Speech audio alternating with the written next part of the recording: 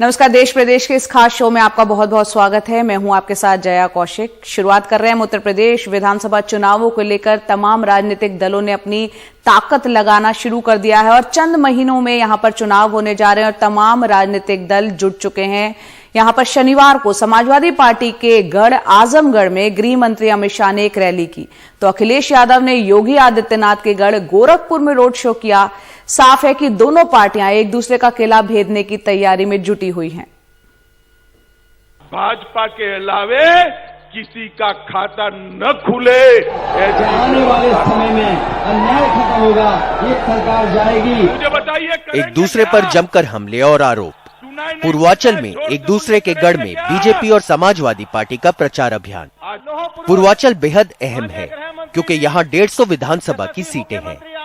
2017 में बीजेपी को 100 से ज्यादा सीटों पर कामयाबी मिली थी। आजमगढ़, जहां से समाजवादी पार्टी के प्रमुख लोकसभा सांसद हैं और पिछले चुनाव में बीजेपी का प्रदर्शन खराब रहा था, वहां अमित शाह और योगी आदित्यनाथ ने रैली की। अमित शाह ने योगी आदित्यनाथ को सीएम पद का चेहरा बताया। कोरोना से निपटने को लेकर योगी आदित्यनाथ की आलोचना के बाद बीजेपी ने कई बैठकें कर रणनीति बनाई है। गृह मंत्री अखिलेश यादव के जिन्ना वाले बयान पर हमलावर रहे। ये लोग उत्तर प्रदेश का भला नहीं करते, जात पात में बांटना, दंगे कराना, तुष्टीकरण करना और वोट बैंक की राजनीति को आगे बढ़ाना। जैसे ही चुनाव आया है, अखिलेश जी को जिन्ना बहुत महान दिखने लगे हैं। अखिलेश यादव मुख्यमंत्री के गृह क्षेत्र गोरखपुर में कैंपेन कर रहे हैं। उन्होंने गोरखपुर से कुशीनगर तक 60 किलोमीटर की यात्रा की। अखिलेश ने बढ़ती कीमतों पर बीजेपी को घेरा। आज जनता निराश हुई है इनकी सरकार में। जो वादे किए थे वो वादे पूरे नहीं हैं। किसान की आय घटी है, किसान की आय दोगुनी नहीं हुई। डीजल पेट्रोल की कीमत बढ़ी है। जो लोग ये कहते थे कि महंगाई कम होगी, उन्होंने महंगाई बढ़ाई है। अमीरों की तिजोरी भरी जा रही है। इस अवस्था में गरीबों के लिए कोई जगह नहीं है। नौकरी जहां मिलनी थी वो संस्थाएं बेची जा रही हैं। बाबा साहब भीमराव अम्बेडकर और जो हमें आरक्षण से हक और सम्मान मिलता था, अगर संस्थाएं बिक जाएंगी तो नौकरियां और रोजगार कहां पर होंगे। इन दोनों पार्टियों के बीच पूर्वांचल की ये जोरदार टक्कर अगले हफ्ते भी चलेगी। मंगलवार को प्रधानमंत्री मोदी यूपी आएंगे, वो पूर्वांचल एक्सप्रेसवे इनॉग्रेट करेंगे। उसी दिन अखिलेश यादव वाराणसी में कैंपेन करेंगे। वाराणसी पीएम मोदी की लोकसभा सीट। सलीम खान, रवि सिंह और कैमरा पर्सन विनीत वर्मा के साथ आलोक पांडे, एनडीटीवी इंडिया। तो आजमगढ़ की जिस रैली में आपने गृह मंत्री अमित शाह को सुना, उस रैली में योगी आदित्यनाथ राज्य के मुख्यमंत्री भी थे।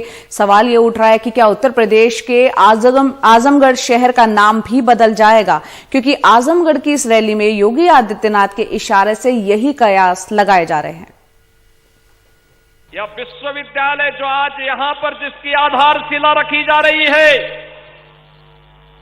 यह विश्वविद्यालय आजमगढ़ को सचमुच आर्यमगढ़ बना ही देगा, इसमें अब कोई संदेह होना ही नहीं चाहिए।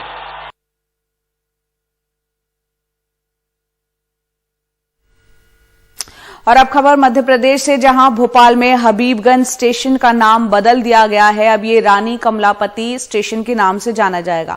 मध्य प्रदेश सरकार ने इसकी अधिसूचना जारी कर दी है। हबीबगंज स्टेशन को हाल ही में रीडेवलप किया गया और अब यहां कई आधुनिक सुविधाएं यात्रियों को मिलेंगी। प्रधानमंत्री मोदी 15 नवंबर को इसका उद्घाटन करेंगे और स्टेशन का नवीनीकरण का किस तरह से काम हुआ है, पूरा इस पर ज्यादा जानकारी दे रहे हैं हमारे सहयोगी अनुराग द्वारी।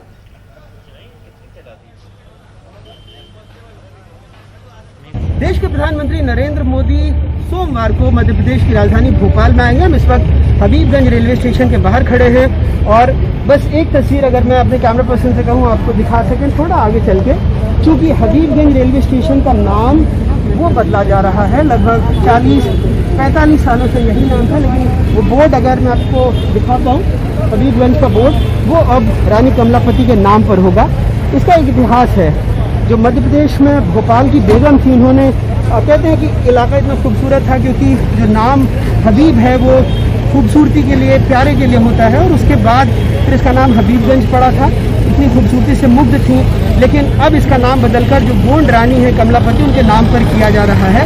एक बड़ी कोशिश है बीजेपी की कि आदिवासी मतदाताओं तक पहुंचा जाए। 2 लाख के करीब आदिवासी भोपाल लाए जाएंगे सोमवार को, और इसके लिए राज्य सरकार 23 करोड़ रुपए, क्योंकि सिर्फ 4 घंटे के लिए प्रधानमंत्री भोपाल में होंगे, इसके लिए लगभग 23 करोड़ रुपए खर्चे जा रहे हैं। 13 करोड़ रुपए उनको लाने ले जाने, उनके खाने पीने के लिए, और बाकी के लगभग 10 करोड़ रुपए जम्बूरी मैदान में कार्यक्रम होने वाला है, यहाँ कार्यक्रम होने वाला है, उसकी साज सजावट, डोम बनाने के लिए और तमाम ऐसी चीज़ों के लिए। हालांकि जो जय आदिवासी युवा संगठन है उसने इस पर ऐतराज भी जताया है।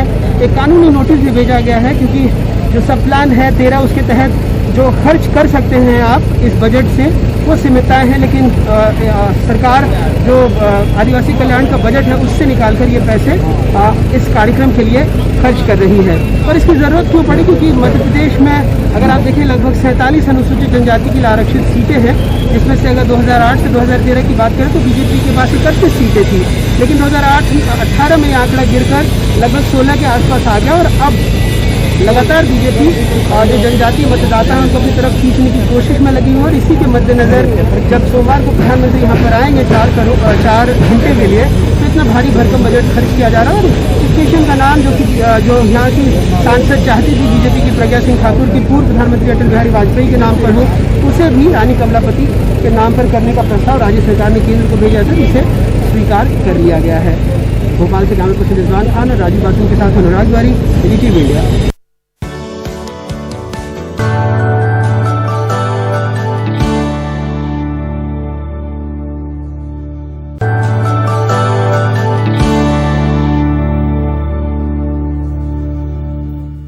और अब बात करते हैं राजधानी दिल्ली की। क्या दिल्ली में प्रदूषण कम करने के नाम पर लॉकडाउन लगाया जाएगा?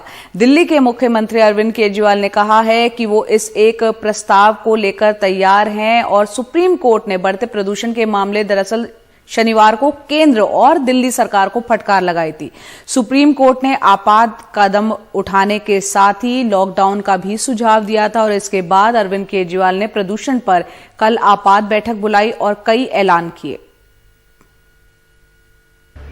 दिल्ली सचिवालय में शनिवार शाम को ही आपात बैठक में ये साफ हो गया कि फिलहाल दिल्ली में प्रदूषण कम करने के नाम पर लॉकडाउन नहीं लगाया जाएगा। लेकिन आपात बैठक में केजरीवाल सरकार ने दिल्ली में बढ़ते प्रदूषण के मद्देनजर फैसले लिए। 1 हफ्ते के लिए सभी स्कूल बंद किए गए, केवल ऑनलाइन क्लास चलेंगी। 1 हफ्ते के लिए सभी दिल्ली सरकार के दफ्तर भी बंद किए गए, केवल वर्क फ्रॉम होम होगा। प्राइवेट दफ्तरों को भी वर्क फ्रॉम होम की सलाह दी गई। 14 से 17 नवंबर के बीच सभी कंस्ट्रक्शन एक्टिविटी बंद रहेंगी, और लॉकडाउन के विकल्प के बारे में दिल्ली सरकार एक विस्तृत रिपोर्ट सुप्रीम कोर्ट में पेश करेगी। उसका हम पूरा वर्कआउट कर रहे हैं कि उसके क्या मायने होंगे, उस लॉकडाउन के क्या मायने होंगे। अभी लगा नहीं रहे हैं, हम एक उसका प्रस्ताव बना रहे हैं, और इस प्रस्ताव को हम सुप्रीम कोर्ट के सामने रखेंगे कि अगर ऐसा होता है, और केंद्र सारी एजेंसी से डिस्कस करके, बिकॉज ये बहुत ही एक्सट्रीम स्टेप होगा। शनिवार को सुप्रीम कोर्ट ने दिल्ली एनसीआर में प्रदूषण के मुद्दे पर केंद्र और दिल्ली दोनों को फटकार लगाई और सवाल उठाए। साथ ही 2 दिन के लॉकडाउन जैसे आपात कदम उठाने का भी सुझाव दिया। सुप्रीम कोर्ट ने कहा, दिल्ली में हालात इमरजेंसी वाले हैं। पराली जलाने से दिल्ली एनसीआर का प्रदूषण बढ़ रहा है, लेकिन इसके लिए हर बार किसानों को दोषी ठहराना फैशन बन गया है। पटाखों पर प्रतिबंध लगाया गया था, उसका क्या हुआ? दिल्ली पुलिस क्या कर रही है? राजनीति और सरकार से ऊपर उठकर काम करने की जरूरत है। केंद्र सरकार पंजाब और हरियाणा सरकार से पराली जलाने से रोकने के लिए बात क्यों नहीं करती? प्रदूषण में पराली जलाने का कुछ प्रतिशत योगदान है, बाकी दिल्ली में प्रदूषण विशेष रूप से पटाखे, उद्योग, धूल आदि से है। जरूरत पड़े तो 2 दिन के लॉकडाउन के बारे में सोचें। सुप्रीम कोर्ट के सामने जो सुनवाई हुई उसमें सख्ती इसलिए दिखलाई है क्योंकि जो हालत है, प्रदूषण इतना भर गया है, घर में भी मास्क पहन के रहना पड़ता है। कोर्ट का ये भी व्यू था कि घर में बैठ के मास्क पहनते हैं, बच्चे स्कूल जाने हैं, स्कूल खोल दी है गवर्नमेंट ने, डेंगू बढ़ रहा है, कोविड है, इन सबको रोका कैसे जाए? दिल्ली और एनसीआर में प्रदूषण के जो हालात हैं उस पर सुप्रीम कोर्ट सख्त हो गया है। केंद्र सरकार और दिल्ली सरकार पर नाराजगी जाहिर की और कहा है इमरजेंसी हालात हैं, इमरजेंसी कदम उठाने की जरूरत है। हर बार किसानों को दोषी ठहराने का फैशन बन गया है। अब सुप्रीम कोर्ट ने केंद्र सरकार से सोमवार को आपातकालीन योजना लेकर आने को कहा है। इस बीच केंद्रीय प्रदूषण नियंत्रण बोर्ड ने निर्देश जारी कर दिल्ली एनसीआर में डीजल से चलने वाले जनरेटर पर प्रतिबंध लगाया है। पार्किंग शुल्क 3 से 4 गुना बढ़ाने और खुले में कूड़ा जलाने पर भारी जुर्माना लगाने के आदेश दिए हैं। हमारे देश में केवल प्रदूषण ही नहीं बल्कि और दूसरी बहुत सी समस्याओं की जड़ है केंद्र सरकार और राज्य सरकार और अलग अलग राज्य सरकारों के बीच में तालमेल और इच्छा शक्ति की कमी। इसलिए जब तक सुप्रीम कोर्ट सख्त नहीं होता तब तक सरकारें भी कोई सख्त कदम उठाती हुई दिखाई नहीं देती। दिल्ली से आशीष भार्गव, सौरभ शुक्ला और कैमरा पर्सन अशोक महाले के साथ मैं शरद शर्मा, एनडीटीवी इंडिया। आगे बढ़ते हैं। आजादी पर अभिनेत्री कंगना रनौत के विवादित बयान पर विरोध प्रदर्शनों का सिलसिला जारी है। कल मुंबई के अंधेरी में कांग्रेस कार्यकर्ताओं ने कंगना के खिलाफ प्रदर्शन किया। कांग्रेस कार्यकर्ताओं ने कंगना से पद्मश्री सम्मान वापस लेने की भी बात कही और कंगना रनौत ने कहा था कि 1947 में मिली आजादी भीख थी, असली आजादी 2014 में मिली है। अभिनेत्री कंगना रनौत की ओर से आज़ादी को लेकर दिए गए विवादास्पद बयान के बाद अब मुंबई कांग्रेस की ओर से कहीं ना कहीं प्रदर्शन किया जा रहा है। ये अंधेरी पुलिस स्टेशन के ठीक सामने आप देखें कि जो कांग्रेस के नेता हैं वो बड़े पैमाने में कार्यकर्ताओं के साथ यहाँ पर मौजूद हैं और वो यहाँ पर एक विरोध प्रदर्शन करते हुए नजर आ रहे हैं। साथ ही कहीं ना कहीं कंगना रनौत से पद्मश्री को वापस किए जाने की भी मांग इनकी ओर से की जा रही है। एक चीज़ ये भी याद रखना होगा कि अगले साल मुंबई में बीएमसी चुनाव होने वाला है। उससे पहले कहीं ना कहीं कांग्रेस भी अपने आप को, अपने कार्यकर्ताओं को एकजुट करते हुए नजर आ रही है। लेकिन बड़े पैमाने में आप देखें कि अंधेरी पुलिस स्टेशन के पास, अंधेरी स्टेशन के ही सामने ये जो है प्रदर्शन किया जा रहा है। बड़े पैमाने पर कांग्रेस के नेता यहाँ पर मौजूद है। मुंबई कांग्रेस की ओर से प्रदर्शन किया जा रहा है। अगर आप देखेंगे तो संजय निरुपम हो, भाई जगताप हो और कई बीजेपी माफ कीजिए कांग्रेस के जो नेता हैं वो मौजूद हैं और उनके ही नेतृत्व में ये प्रदर्शन किया जा रहा है। तो कहीं ना कहीं कंगना रनौत का जो पूरा बयान था वो अब राजनीतिक होता हुआ नजर आ रहा है। और कांग्रेस हो या इससे पहले आपको बता दूं कि शनिवार सुबह शिवसेना की ओर से भी प्रदर्शन किया गया और जो भी विपक्ष की पार्टियां हैं वो इस मुद्दे पर कंगना रनौत को घेरती नजर आ रही है। मुंबई से कैमरा पर्सन प्रवीण जिरोहित के साथ सोहित मिश्रा, एनडीटीवी इंडिया।